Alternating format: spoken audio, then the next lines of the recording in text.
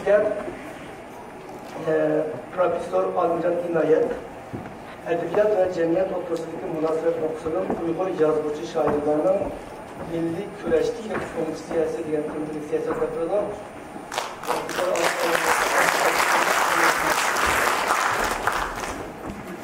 Assalamu alaikum aziz arkadaşlar. Ali bilen tanımlara Ali hürmetini bildirmen. Bu faaliyetini ulaştıran Uygur Fondu var ve bunun başlığı hürmetini efendiyen alaydır rahmetine. Bu muhim faaliyetin razılık, neticelik ve hayır konusuyla hakikaten bu benden burunca topraklarda anlamandık. Hakikaten de muharifimiz nabıt bulunmadığı, tilimiz nabıt bulunmadığı, edebiyatımız nabıt bulunmadığı hakikaten mesele diasporadaki Uygurlarının, diasporadaki ziyalılarının Uygur muharifini, Uygur tilini, Uygur edebiyatını kandak sağlayış meselesinde ciddi oynayışa doğru gidiyor. Ben bu noktada diasporadaki Uygur yazıcı ve şairlerimizin konuştusunu ne, cemiyetteki rolü ne ve Uygur davatındaki rolü ne, diasporadaki Uygur şair ve yazıcılara kandak vaziyette düşüldüğü niyetlerinde sizlerle bir eksikte toprak vermekti. Elbette bu uzun bir makale, yarım saat içerisinde bunu söz yapılmış tez ama ben bazen yığınca bulup bazı mühim noktalarını tefsirlerek etmek istiyorum. Bu temin aydınlatmak için aldığımdan meşhur edebiyat bilen dil, cemiyet bilen dil, millet bilen dil ortasındaki organik ve diyalektik münasebetini yaxşı bilişimiz gerek. Şunu olan bilgilerine edebiyat bilen insan, cemiyet bilen insan ve cemiyet bilen yazıcı şair ortasındaki organik münasebetlerini ve diyalektik münasebetlerini yaxşı bilişimiz lazım. Bu noktalarını ben bazı misallarla söz etmek istiyorum. Yani edebiyat ya da okusanlar buludu. Ben kendisini terk etmeyin ama bu noktalara terk etmek. Yani edebiyat til hakkında icra kılınan kişilerde estetiklik duygu yani çok peyda kılınan ağızdaki ve yazma eserler.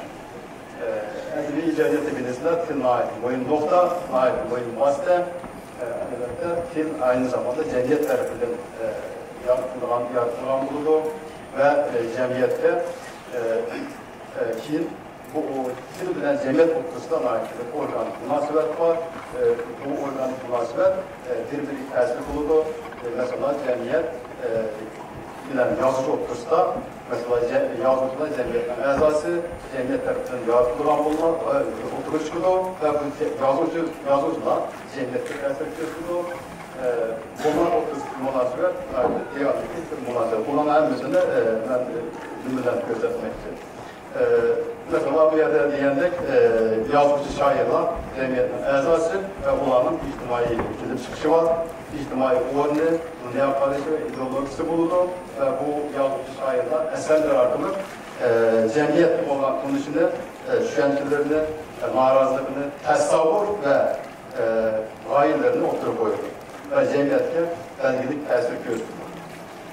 Mesela 16. asırda Martin Luther, bu Alman teolog, aynı zamanda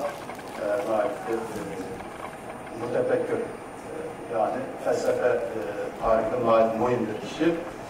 Bu kişi hem Rönesans hareketinin başını çıkartacak olan aynı zamanda Hristiyanlıkta dinlesiyle Protestan diye bir mezhep var. Şu Protestan mezhebindeki oturuş kişiliğini mühim tesir gösteren kişi. 7 tane Latince kitabı var, 5 tane Almanca Nersi kitabı var. Bu kişi şu yaşadığı devirde bütün halk amcası şu İncil'le yok düşen son diyen maksette İncil'le Nersi tercih ne için diye vakitte bunun yani Martin Luther'e devri geçen bütün dinli eserlerinin hangisi kitabının hangisi Latince yazılan ve şu vaxtki bütün bu ədəbi əsərlər Latince yazılar. Biz bu dildə sizdən birisine Çağatay devrinde, Osmanlı devrinde, bu Selçuklular devrinde bizdeki ziyalılarımız bu çok ödemelerimiz var. Birisinde kitaplarını, eserlerini Arap Farsça Arabi'limizle, İbn Sina'nımızla hatta Mahmut Kaşgar'ın o kitabını Arapça yazdı. Bu da normal, bu gayret kuşunlar bu. Otur esirgice şu gayret ziyaretleri hem kitaplarını Latince yazdı. Martin Luther önce bulup bu İncil'de Nemis'e tercih olan William Tyndall bu İncil'den ait yukarı seviyede, edebi seviyede İngilizce tercih olan İncil'de. Şununla bu tercih bulunan iken gayret dünyasında bulunmak germaniyette cemiyetine ait son bulduğu kayda bulunan, cemiyette davamız kayda bulunan ve bunun hareketler, bozulanlar otururlar. Bunun için diye vakti İncil'de dinleyen geplerden Şerkov'un, yani Ruhasım'ın diyen gepler oturusunda ziyet olan, ziyet bağlılık fark olan.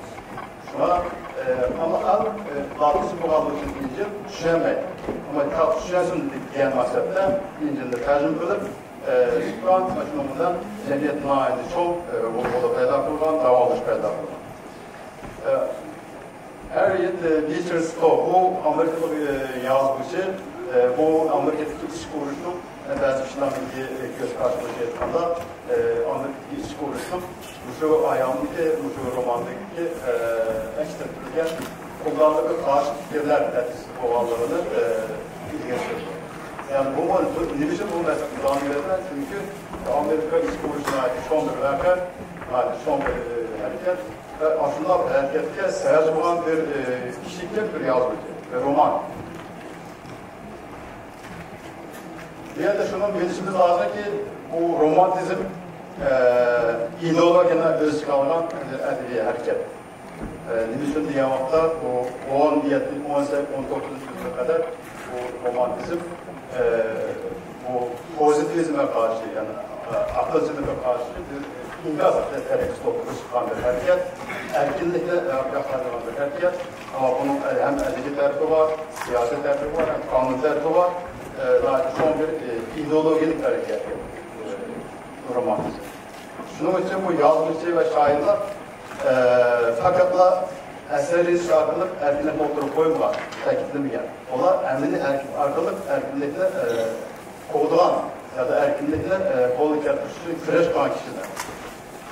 Mesela veya da Phillips'inde bu şair yani İngiliz şair erkinlik için 1586 yılında Gollandiya'da İspanya'ya karşı oruçta katlaşıp 32 yaşında öldü. Şair Byron çok meşhur Uygurlar müdürlüğü bu kişinin ait meşhur bir romantik şair Byron, Lord Byron. Bu kişi Gerisiye'den Osmanlı İmparatorluğu'na karşı müstakil oruçla katlaşkan. Yani katlaşıp şu nemede 36 yaşında ölgen Gerisiye. Bu neler diye vakta bunlar şiir yazıp, makale yazıp ve şiir yazıp erkinlikle kol getirende şuartı olmuyor. Emine akıllık bu köreşke, bu hareketli katlaşkan kişiler. Bu misalların ilişki vermen diye vakta bizim şairlerimiz, sanatçılarımız, yazıcılarımız var. Ama şunda bir dokunan bir hareket kırpınca lazım. Yani fakat şiir yazışmalar yapılması lazım. Veya da mesela bu Almanlar bizler belki 19. yüzyılda Vengeriye'de yapılan meşhur şair var. Sandor Petrovi. Bunun ait meşhur bir şiir var. Almanlar bilişmeler mümkün. Bu 26 yaşında ölgen. Nerede ölgen? Bu Vengeriye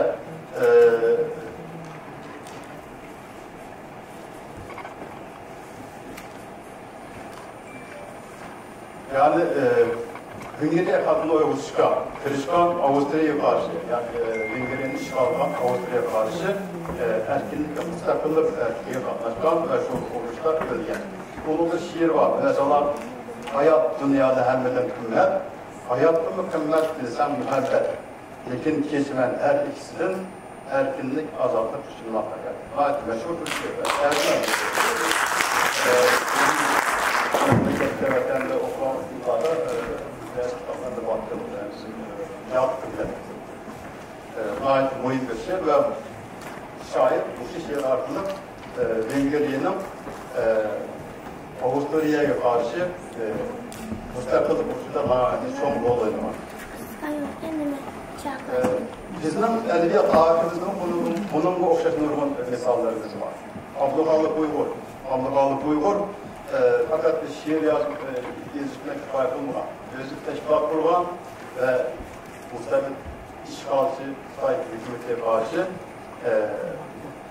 bir teşkilat kurup hareket güç aldılar, karşılık edip sahip şans elde edip şehit kıldılar. Bundan başka yana ben de Tevfik Efendi bilgisayar. Onun burun Avrupa'da Damolla bilgisayar olan endisi şu vakta ait mühim işlemler. Endisi ağır bedeller öldü. Mesela Avrupa'da Damolla suikast kuşarak öldü. Mertmin Efendi bu. Şensel tarafından köyde öldürüldü. 1937. Bu yandan şunu diyeyim lazım ki edebiyat cemiyetinin eyni kolu hesaplanır. Edebi eserler cemiyetteki adaletsizliklerini, nahaksizliklerini, noksan ve illetlerini gösteriyor. Şair Abdülhalik Uygur'un Bardır adlı şiirini onlar gündansına niyet okumak okuduğunda okutturayım. Hem onların bilir de kendisinin değil de uzun bir şiir. Moyin kısımları okutturayım.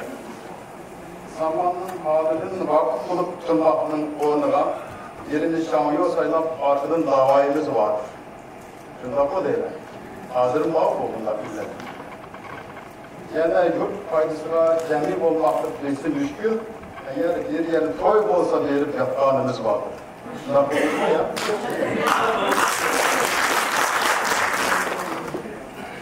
Hatayen dostumuzda bir eyip zahir olsa yuşurmaydır ki 10 müteklif katanımız vardır.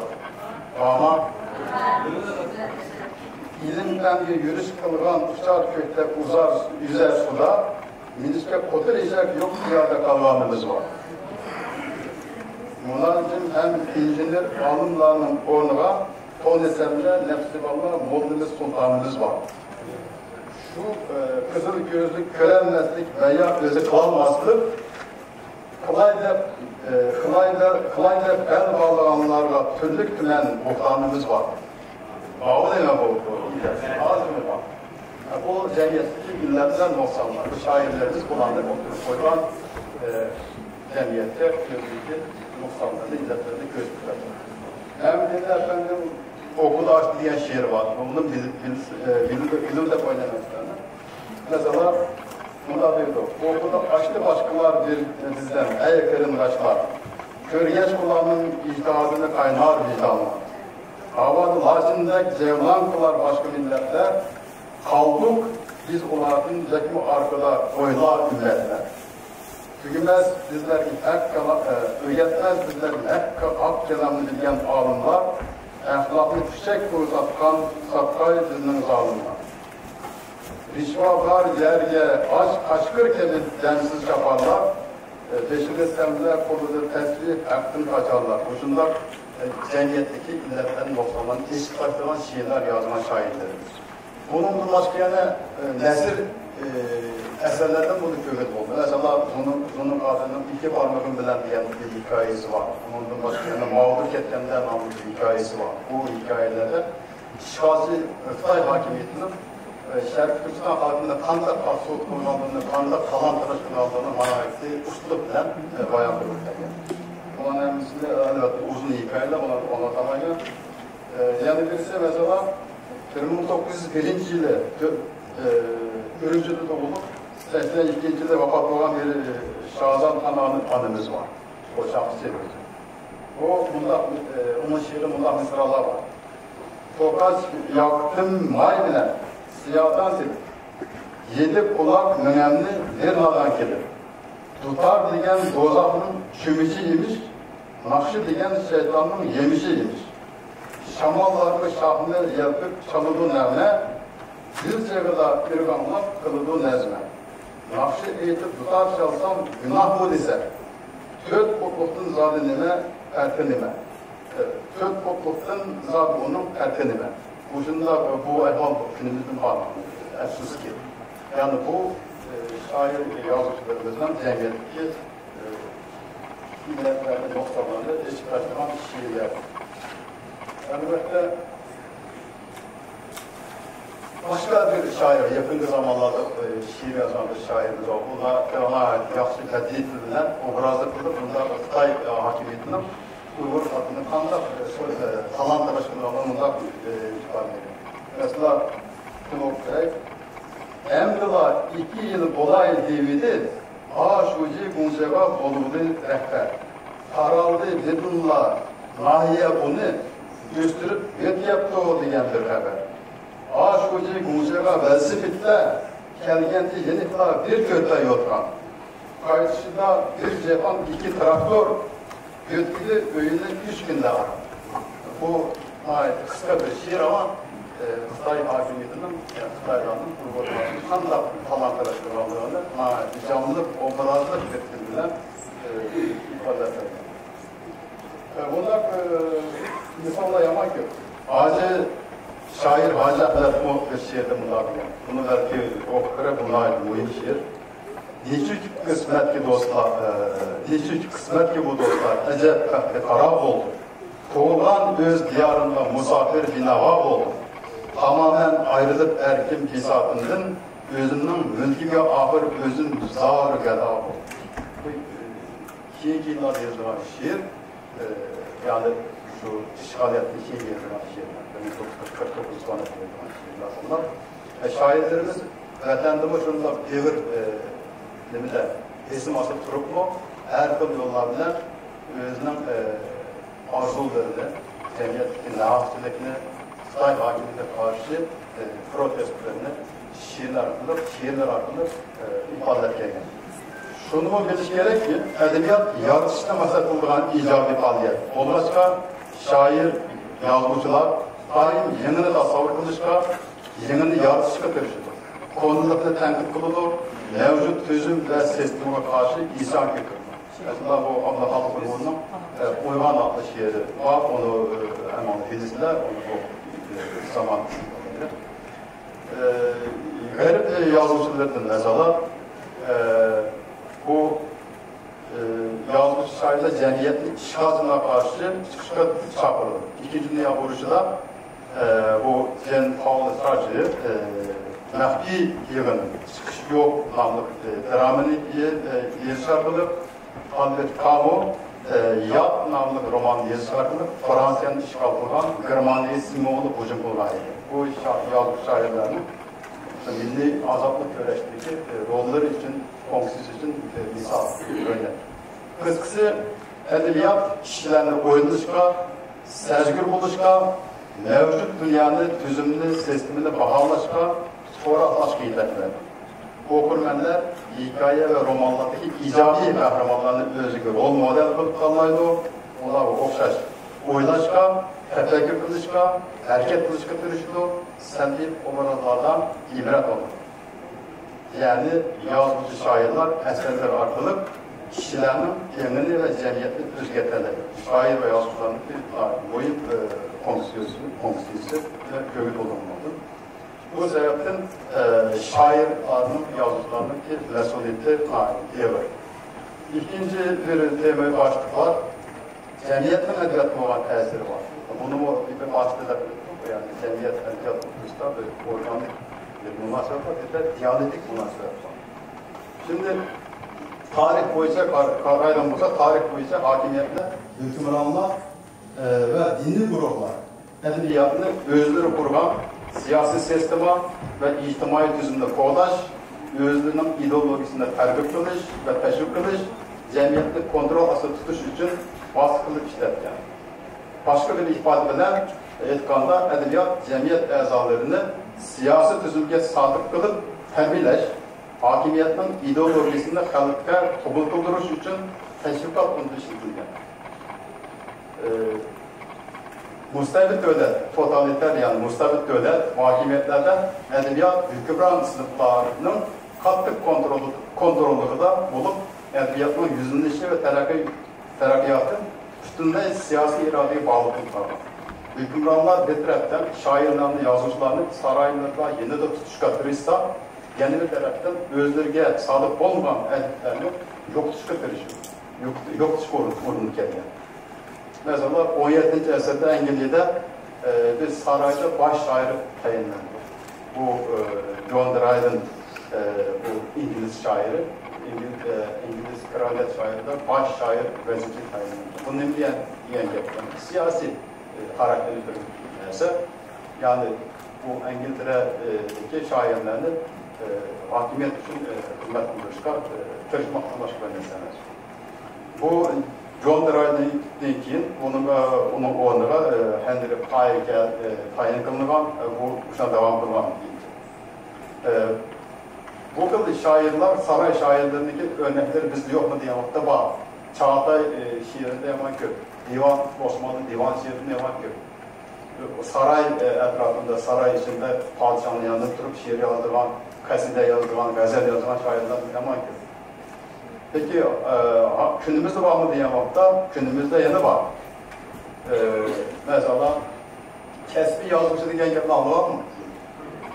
Kesbi yazmışı diyen yapılan vakta, hükümet tarafından maaş alınılan, hükümet tarafından maaş edip, hükümet için şiir yazılan, hikaye yazılan şairler var ya da yazıcılar var, kesbi yazıcı değil. Yani hükümet o yazıcılarını kendine maaş tarafında bağlı var. Hazır yazıcı yok ki kendisi lagerlere girip geldi, yakın zamanlarda baktı. Keyinki vakitlerde köpün yazıcılar lager girip geldi. Hakim sınıflarının menfaatine yakınlap aldığı eser yazılan kişiler daim zulüm uçurap gelgen ve ağır bedellerini ödüyor. Mesela biraz başlayan o William Pendle, yani İngilizce tercih eden kişi 1536 yılında köyde öldürülürken. Bunu günahını ve İngilizce tercih kılgallıdır. Martin Luther'da dinden çıkarılırken, onundaki sürgün kılınan, onundaki nurgun davaların peşinde ötküzgen, yıldır bedeller ödeyen kişi olan. Onunla başka mesela Don Quixote bilirsiler, Don Quixote romanı. Ben Türkçe yaptım. Don Quixote'daki romandaki yazmışçısı Cervantes. Bu da türbede yatkan ve bu nemede romanı türbede yazgan diyen karışma var. Bazıları dahi diyenler var. Yazgan diyen karış doğru. Muşundak ne zaman ki onundaki Alexander Solzhenitsyn bu mu Nobel mükafatı yaşayan Rus yazıcı bu mu şöyle bir kamalına lagerga kamalına bir kişi hatta keyin Sovyet krallığını çıkartılgan. Amerika'da yaşayan bir nesil, ondaki keyin qaytib kelgan. Bu nima qilgan bu kişiler diye vaqtda hakimiyetga karşı eser yazan kişiler. Ya bunun misallarını da ortamay mesela en mesela yaxşı bildiğin Nazım Hikmet var. Nazım Hikmet bu aslında komünist ideolojisinde özelleştirgen bir kişi. Komünist, Türkiye Komünist Partisi'nin ezası. Uzun yıllar Moskova'da yaşayan, ağzının Moskova'da liderliğisi mazide. Şimdi ülke piyade oluyor yani. Hatta Türkiye ve krallığını çıkartırken 12 yıl türmedi kalmak. Ne için diye ama şiiri dünya şiir tarihine ait mühim olduğunu almış. Gayet tamam bir şey ama ideolojisinde mesele var. Yani komünist ideolojisinde konulunan kişiler var. Bunlar bedel ödeyen kişiler. Özdeki ideolojisi, özdeki arzu armağanları. Bizde bağlı mesela Abdülkadir Damoğlu, onu biraz evvel ettim. Bu insan kaydını gözetmeyeyim ben. Lütfullah Muhtelif bu bedel ödeyen şairler. Yani erkinlik için şiir yazgan, erkinlikle yaklanan, erkinlikle kılgan ama Xitay hakimiyeti tarafından katlı kılınan. Hazırca diyen vakitte ona bu yerdeki yazıcılarımızın hem birisi türmelerde lagerler.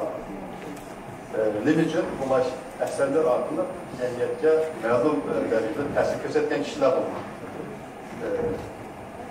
Hazır Sandıkçılık Bovak mesela Mirzayet Gerimi'nin Sandıkçılık Bovak adlı şiiri hakkında şiir ve muhasebeden Türk uzun yıllar türlü yaptı. Normal medyasının örküşü Yavaket komünistler bu hazır türbede. Onun dikini yani bu Abdülkadir Celalettin, Vahitcan Osman, Ferhat Tosun, bulanın her birisi bulanlar hapiste. Yalçın Rozi.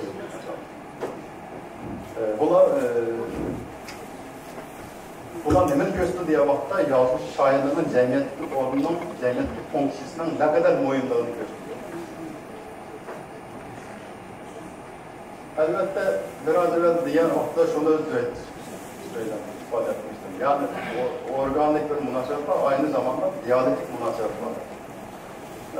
Bu kişiler hakimiyetlerinin bu kadar kontrol ve besimi başka bir taraftan edebi eserlerinin çıkının uyuşuya sahip olmak. Bu mühim bir ifade. Yani bu diyalektik münasebet da tez, antitez ve sentez hukumlarından izahlaş lazım bunu. Yani Uygursuzlar karşılıklı dediği de ifadeleniyor. Diyalektik. Arapçada cidel deydi bunun. Cidel maceralarımız aşılar ve cüzdesi var. Bu yerde bunu kadar üşendirimiz diye bakta çünkü yazıcı ve şairler ictimai tenkitlerde terimi, inciki dil ve ifadelerini imak ve simbollarını işletirken mecbur olan. Mesela Dostoyevski'nin Karamazov Kırımdaşlar var. Solzhenitsyn'in Rak Hücresi diyen bir romanı var. Karamazov Kardeşler diye romanda üç kırımdaş küçük atını öldürsün enkarmıştır. Yani küçük atı kim? Çarpı atış yaptı. Rak Hücresi diye romanda Rak Stalin komünist rejiminin simvol bulunuyor. Bu Rak'ın keşfedilirse Rusya Üludo diye fikrini oturtuyorlar. Olan nime diye vakta ifadeleş güçünü aşırgan tipinden ve yeni semboller, yeni imaklar yaratan şairler. Bunu bizde bunda misallarını ifadeleş mümkün. 80. yıllarda hem Xitay'da hem bizim vatanda şiir sahamızda Bunga şiir diye bir şiir çıktı. Bunga şiir.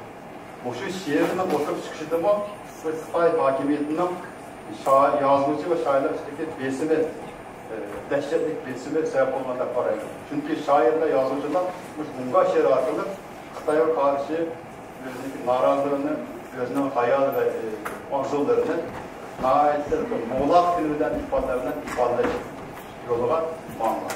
Başka çare yok. Ama bu nime diyende edebiyatta da yeni bir nime ilgileş aslı kılan.